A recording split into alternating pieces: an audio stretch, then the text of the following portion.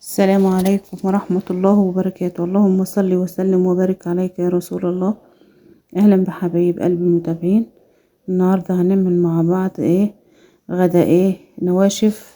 غدا خفيف كده على قلوبنا، بنحبه دايما، نحب التغيير، واكلة مفضلة عند الشعب المصري. زي ما انتوا شايفين كده، جبت بقى برنجان وقطعته كرات صغيرة كده، وبطاطس برضو، وفلفل سبايسي، وفلفل اللي هو العادي.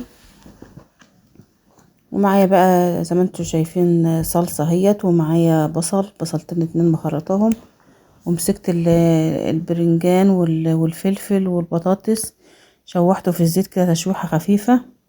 ومعايا بقى بهارات، 7 بهارات وفلفل وكمون وبتاع والكزبرة ناشفة وملح. ومعايا 4 فصوص ثوم. جبت الطاسة بقى اهيت، حطيت فيها شوية زيت على ما يسخنوا كده. بقى هنشوف هنعمل الخطوة اللي بعد كده. نجيب بقى البصلتين اللي انا خرطتهم، نديهم بقى تشويحة كده في الزيت.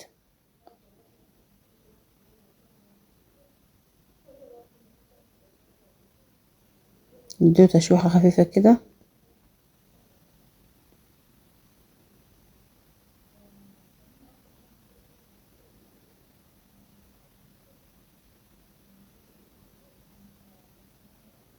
كده البصل بتاعنا شوح اهوت، خد لون معانا اهوت، نص تشويحة يعني، ما تحمرش قوي. نحط له بقى 2 معلقة من الصلصة كبار، ونقلبهم كويس مع البصلة كده.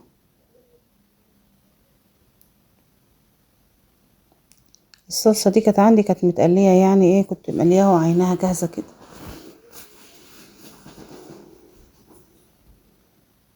نقلب البصلة كويس في التقلية.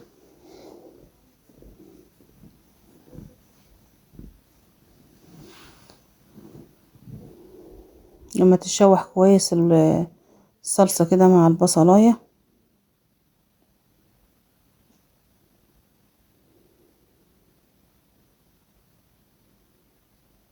حط لها بقى 1 معلقتين كبار كده، 3 مية، علشان البصلاية تستوى شوية في التقلية.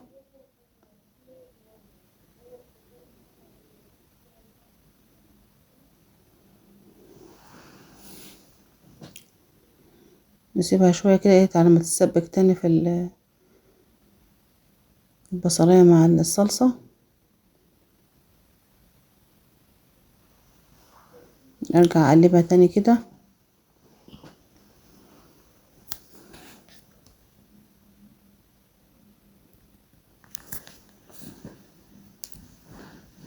ابتدي بقى اجيب الفصين التوم بتوعنا، اقلبهم، اشوحهم كده في التقلية.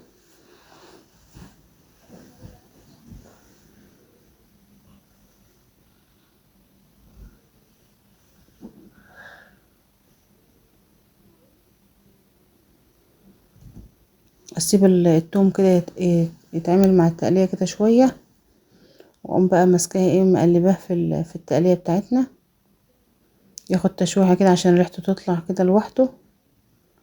وبعدين نقلبه بقى كله في الصلصة بقى.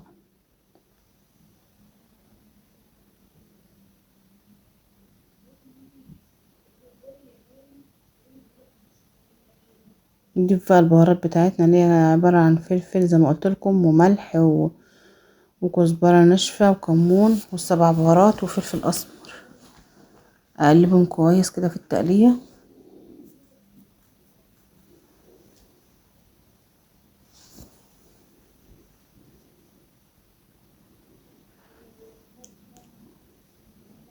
وشوح التقلية بتاعتنا تشويحة حلوة كده.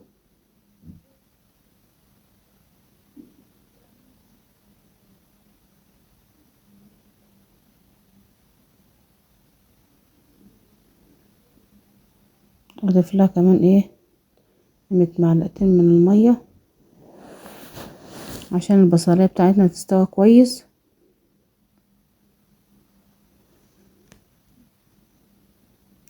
واسيبها تتسبك بقى فيها كده.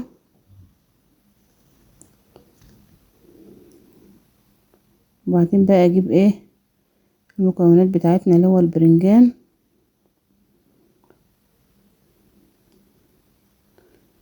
افضيه كله كده واحطه على في قلب التقلية بتاعتنا.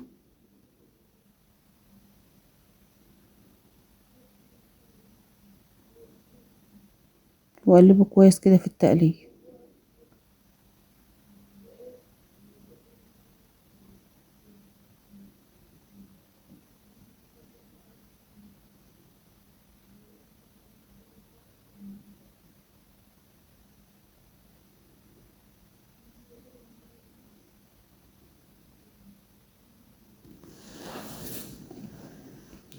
كده سبت البرنجان يشوح شوية في التقلية. اقلبه بقى كده كويس. وبعدين اجيب بقية المكونات بتاعتنا بقى عشان اضيفها على البرنجان. البطاطس والفلفل الرخري افضيه كله. واقلب بقى المكونات بتاعتنا دي كلها ببعضها.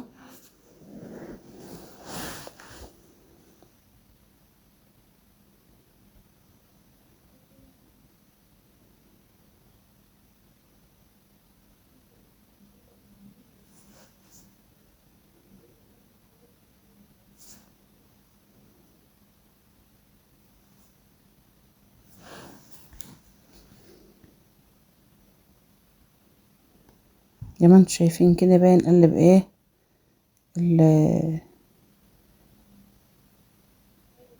سلطة البرنجان دي كويس. نقلبها كويس على النار كده ونسيبها تتسبك برضو شوية عشان تبقى استوت كلها مع بعضها.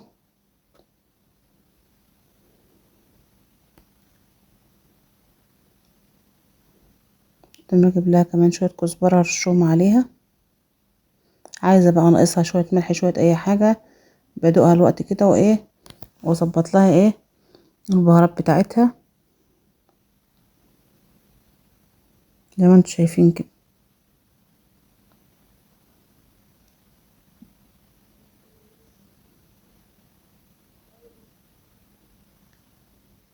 كده بقى الاكله بتاعتنا دي بقت مظبوطه معانا اهيت. وجبنا فول وقلنا له طماطم برضو وطعميه وخيار وجبنه حادقه وخضار زي ما انتم شايفين وسلطه.